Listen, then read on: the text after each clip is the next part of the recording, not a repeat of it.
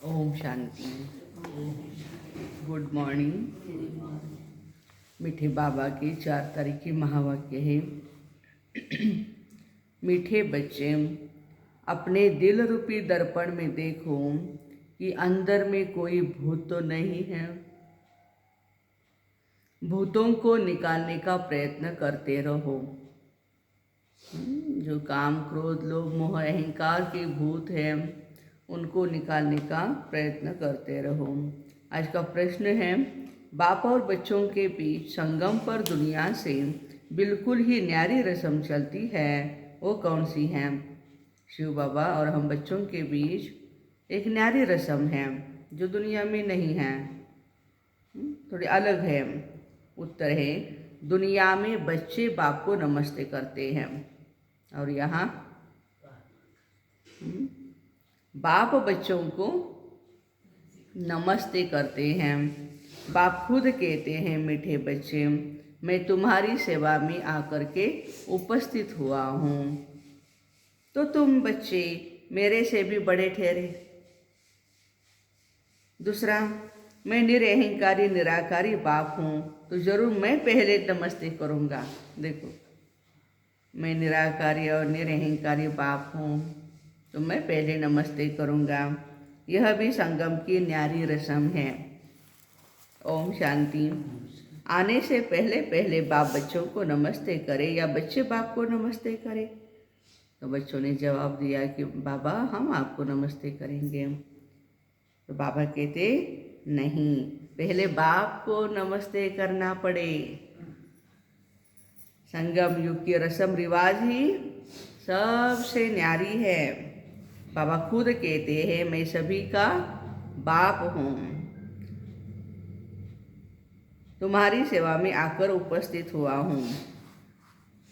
दुनिया में तो बच्चे बाप को नमस्ते करते हैं और यहाँ बाप बच्चों को नमस्ते करते हैं। गाया हुआ है, निराकारी निरअहंकारी, तो यह भी दिखलाना पड़े। मेरी महिमा है तो मुझे दिखानी चाहिए कैसे मेरी महिमा है। प्रूव करते हैं बाबा। वो तो सन्यासियों के चरणों में जाकर झुकते हैं, चरणों को चूमते हैं, समझते कुछ भी नहीं।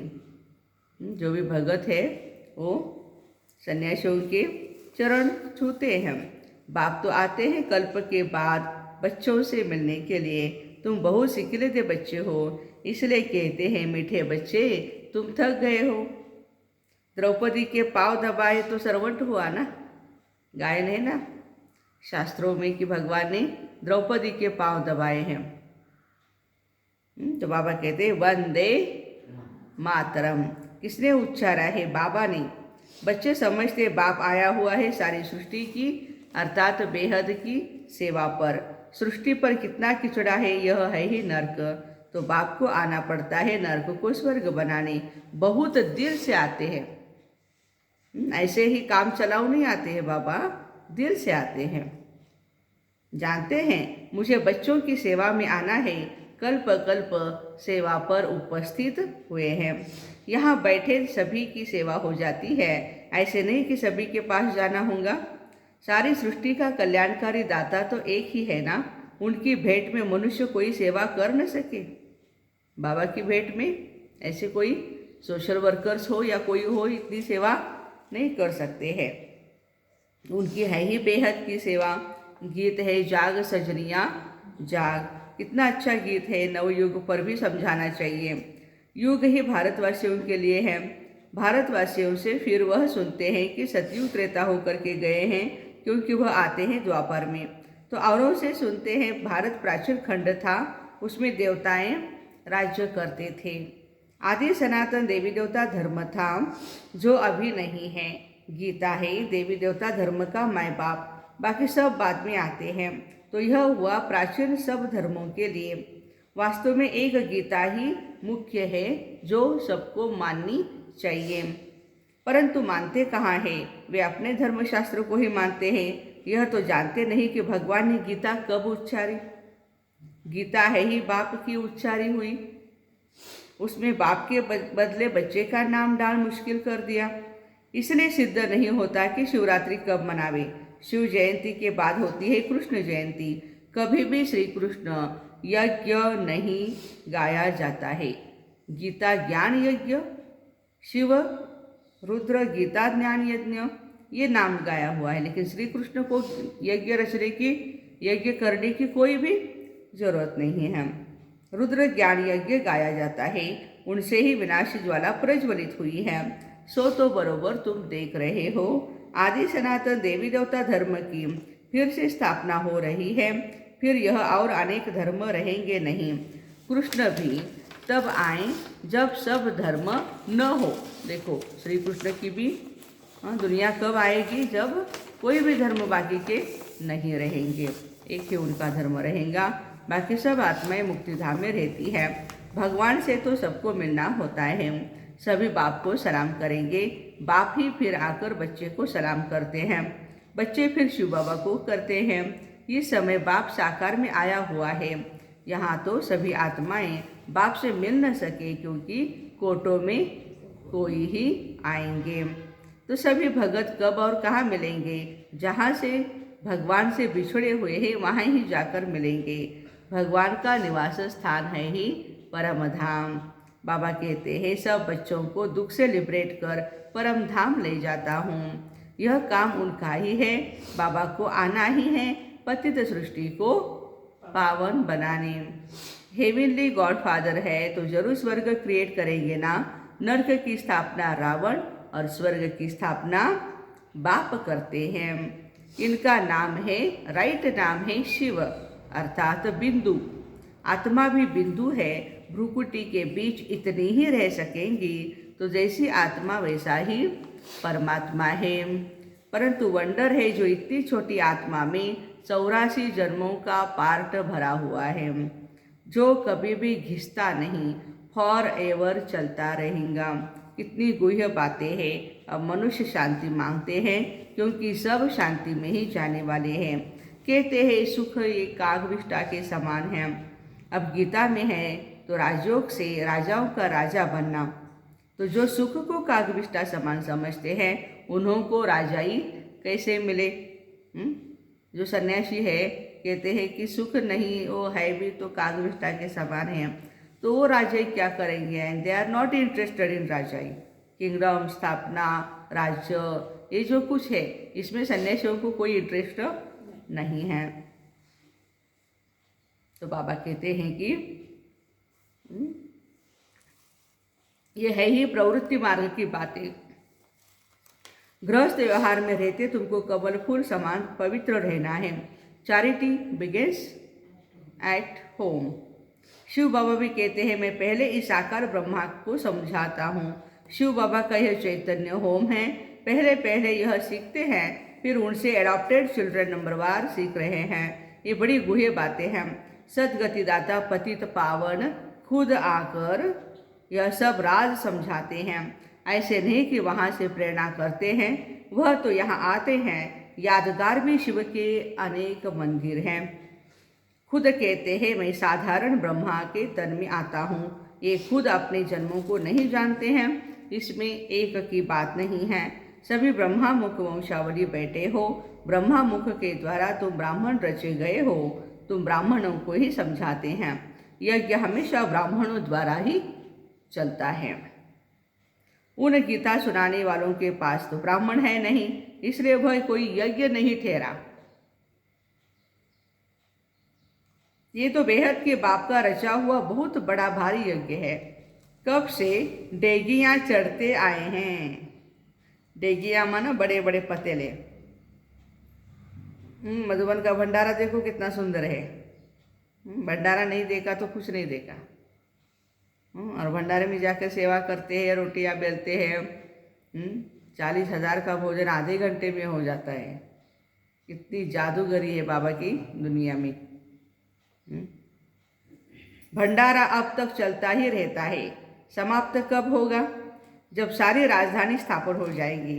बाबा कहते हैं मैं तुमको वापस घर ले जाएंगे, फिर नंबरवार पाठ बजाने भेज देंगे। ऐसे ही और कोई कह न सके कि मैं तुम्हारा पंडा हूँ, आई एम योर गाइड। तुमको साथ ले जाऊंगा। पतित मनुष्यों को पावन बना करके साथ में ले जाते हैं बाबा। फिर अपने अपने धर्म स्थापन करते समय पाठ बजाने आत्माएं आती है। अनेक धर्म अभी है, बाकी एक धर्म नहीं है। तो गीता है सभी शास्त्रों में शिरोमणि, क्योंकि उनसे सबकी गति सद्गति होती है। भारतवासियों में भी ज्ञान वह लेते हैं जो आत्माएं पहले पहले परमात्मा से अलग हुई है। पहले पहले वह आना शुरू करेगी, नंबरवार फिर सबको आना है। सतो रजो तमो से सबको पास करना है। अब कल्प की आयु पूरी हुई है, सब आत्माएं हाजिर है। बाप ही आ गए हैं, हर एक को अपना पार्ट बजाना है। नाटक में सब एक्टर स्टेज पर इकट्ठे तो नहीं आते, अपने टाइम पर आते हैं। बाबा ने समझाया नंबरवार कैसे आते हैं, वर्णों का भी राज समझाया है। चोटी तो ब्राह्मणों की है, परंतु ब्राह्मणों को भी रचने वाला कौन है? शिव बाबा है। शूद्र तो नहीं रचेंगे ना। चोटी के ऊपर फिर है ब्राह्मणों का बाप ब्रह्मा। ब्रह्मा का बाप है शिव बाबा, और शिव बाबा का बाप कौन है? वो तो स्वयं भगवान है। हाँ, उनको कोई माता पिता नहीं है। तो तुम हो शिव वंशी ब्रह्मा मुख वंशावली। तुम ब्राह्मण सो फिर देवता बनेंगे। वर्णों का हिसाब समझाना है। बच्चों को राय दी जाती है, सभी एक जैसे होशियार नहीं हैं। कोई नए के आगे विद्वान पंडित आकर के डिबेट करेंगे तो वह कुछ समझा नहीं सकेंगे। तो कहना चाहिए मैं तो नहीं हूँ, आप फलाने टाइम पर आना, फिर हमारे से बड़ी बहन आपको समझाएंगे।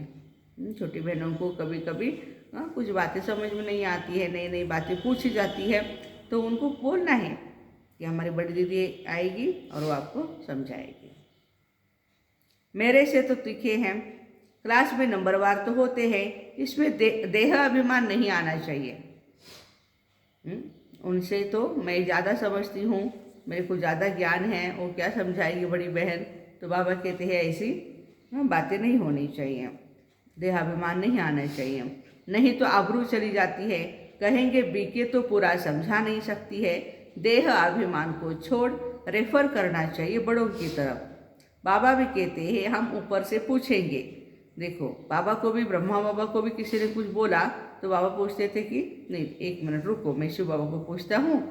तो संदेशा ऊपर जाती थी और बाबा से जो भी डायरेक्शंस है वो लेकर के आती थी। तो वो डायरेक्शन सुनकर फिर ब्रह्मा बाबा निर्णय देते थे। महारथी घोड़ेसवार प्यादे तो है ना, किन्हों की शेर पर सवारी भी दिखाते। शेर सबसे तीखा होता है, जंगल में अकेला रहता है। जो अकेले रहते हैं भाई बहने, शेर है। और हाथी हमेशा झुंड में रहता है। अकेला हो तो कोई मार भी दे, अकेला हो तो कोई मार भी दे, इसलिए संगठन में भी रहना है। शक्तियों की भी शेर पर सवारी दिखाते हैं। वो बोलते हैं ना भाई लोग, हम तो हमेशा शेर है। कुमार कहते हम हमेशा शेर है, लेकिन जब शादी हो जाती है तो बकरे। शेर के ऊपर दुर्गा माता आकर के बैठ जाती है। तो बच्चों को समझाया है, गीता का भगवान कृष्ण कहना रॉन्ग है।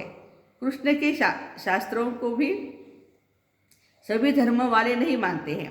प्राचीन देवी देवता धर्म किसने स्थापन किया वो सिद्ध कर बताना है। उनको गॉड गॉडेज भी कहते हैं। ईश्वर तो अलग है। लक्ष्मी नारायण को भगवान भगवती कहते हैं, वह पालना के निमित्त है। अगर लक्ष्मी नारायण को भगवान भगवती कहते तो विष्णु शंकर को भी पहले भगवान कहना पड़े। तुम जानते हो भगवान बिना गीता कोई बोल न सके। भगवान के मुख की गाई गीता है, श्री श्री रुद्र की गीता है, इनको कोई अपना मुख बना न सके। देखो गीता सिवाय शिव बाबा के और किसके मुख से आ न सके, आ ही नहीं सकती है भगवत गीता। ये भगवान का गीत स्वयं भगवान के ही वाणी से चलेगा। गीता माता है, उनका रचयिता शिव बाबा है। वह बैठ ओरली समझाते हैं, थेरेटिकल नहीं, ओरली नॉलेज सुनाते हैं। वो ज्ञान का सागर है, तो रचयिता ही रचना की नॉलेज देंगे। इसलिए ऋषि मुनि भी कहते हैं बेअंत है ईश्वर की गत मत ईश्वर जाने, अब ईश्वर की मत सो है ही श्रीमत। जिससे सद्गति मिल जाती है सो तो ठीक है, गति के साथ सद्गति दोनों कहना पड़े, क्योंकि भारत में जब स्वर्ग होता है तब और धर्म वाले गति में होते हैं।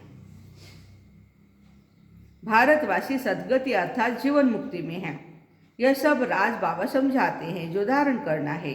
भक्ति मार्ग वाले कहते हैं वेद शास्त्र आदि सबसे ईश्वर का रास्ता मिलता है, परंतु ऐसे तो कोई है नहीं।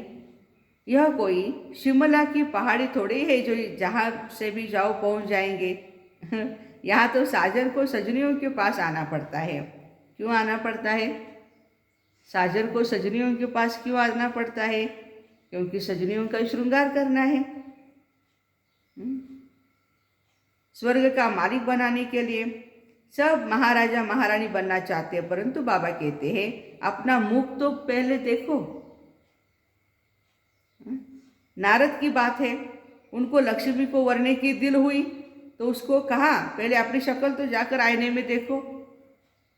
बाबा भी कहते हैं अपने दिल रूपी दर्पण में देखो।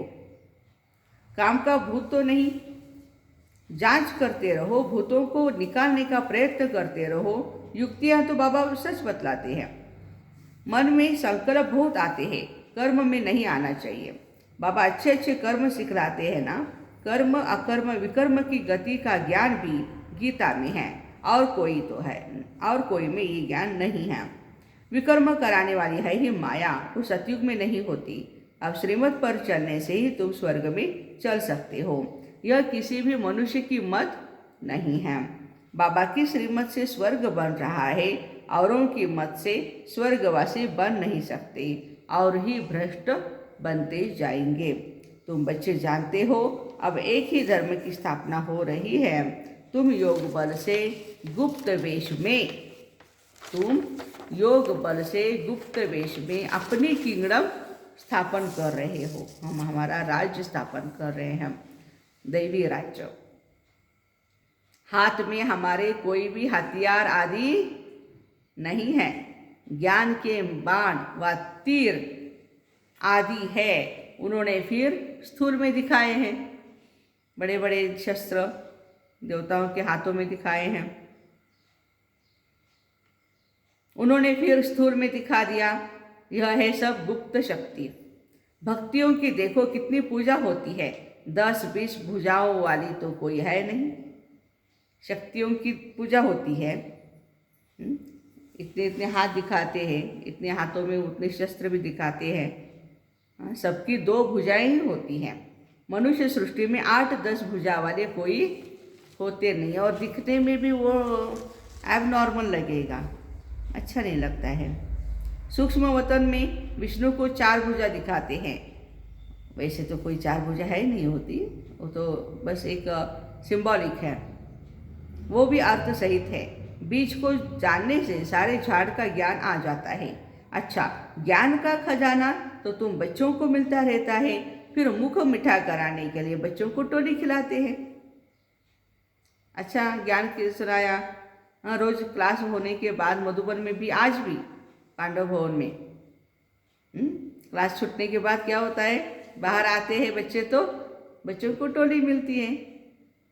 शिव बाबा खुद नहीं खाते हैं, क्योंकि वो है ही अभोक्ता। सब बच्चों के लिए ही है, राज्य भी बच्चों के लिए है। लक्ष्मी नारायण भी जरूर अपने बच्चों को देंगे, सबको बांटेंगे नहीं। हाँ, लक्ष्मी नारायण बांटेंगे नहीं सभी को, आओ आओ आपको ये लो, आपको वो लो। हाँ, बांटने का संस्कार शिव बाबा का है। शिव बाबा बांटते हैं बच्चों को। ये बाप सभी बच्चों को देते हैं। वहाँ प्रजा भी कहेगी हम स्वर्ग के मालिक हैं। सुख तो प्रजा को भी है, दुख का नाम नहीं, बाकी नंबरवार तो होते ही है। वहाँ तो सोना भी अथाह होता है, यहाँ तो सब खानियाँ, सोने की खानियाँ बाबा कहते खाली हो गई है। गायन भी है, किसकी दबी रहेगी धूल में, किसकी राजा खाए, किसकी चोर लूटे। सफल उसी की होवे जो खर्चे धनी के नाम। अच्छा, मीठे मीठे सिकील दे। देखो कैसे बाबा ने आज याद प्यार दी बच्चों प्रति। माता पिता बाप दादा का याद प्यार और नमस्ते।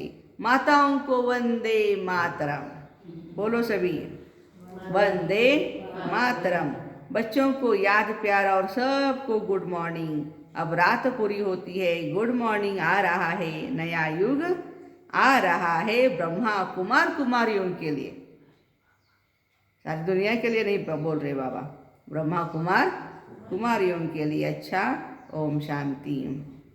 हम रूहानी बच्चों की, रूहानी माता पिता बाप दादा को याद प्यार, गुड मॉर्निंग और नमस्ते।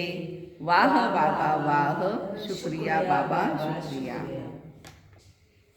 धारणा के लिए मुख्य सार पहली पॉइंट है, देह अभिमान को छोड़ अपने से बड़ों को आगे रखना है। कोई डिबेट करता है तो बड़ों की तरफ रेफर करना चाहिए, आबरू नहीं गंवानी है। चैरिटी बिगिंस एट होम, पहले परिवार का कल्याण करना है। गृहस्थ व्यवहार में रहते कमल फूल समान पवित्र बनना है। आज का वरदान है, देह अहंकार व अभिमान के सूक्ष्म अंश का भी त्याग करने वाले आकारी सो निराकारी भव। कईयों का मोटे रूप से देह के आकार में लगा हुआ अभिमान नहीं है, लेकिन देह के संबंध से अपने संस्कार विशेष है। अपने संस्कार विशेष है, बुद्धि मेरी विशेष है, गुण विशेष है, कलाएं विशेष है, कोई शक्ति विशेष है। उसका अभिमान अर्थात अहंकार, नशा, रोग, ये सूक्ष्म देह अभिमान है। तो यह अभिमान कभी भी आकारी फरिश्ता व निराकारी बनने नहीं देगा। इसलिए इसके अंश मात्र का भी त्याग करो तो सहज ही आकारी सो निराकारी बन जाएंगे। आज का स्लोगन है, समय पर सहयोगी बनो तो पदम गुना रिटर्न मिल जाएगा। यदि समय पर सहयोग नहीं करते हैं, बाद में सहयोग करने का प्रयास करते हैं, तो बाबा कहते हैं पदम गुना रिटर्न नहीं मिल सकेगा। तो उसके लिए टाइम की भी बहुत टाइम पर सेवा करनी चाहिए, टाइम पर सहयोग देना चाहिए। तो ऐसे देह अहंकार व अभिमान से मुक्त सूक्ष्म अंश का भी त्याग करने वाले आकारी सो निराकारी भाई बहनों को ओम शांति। Have a nice day.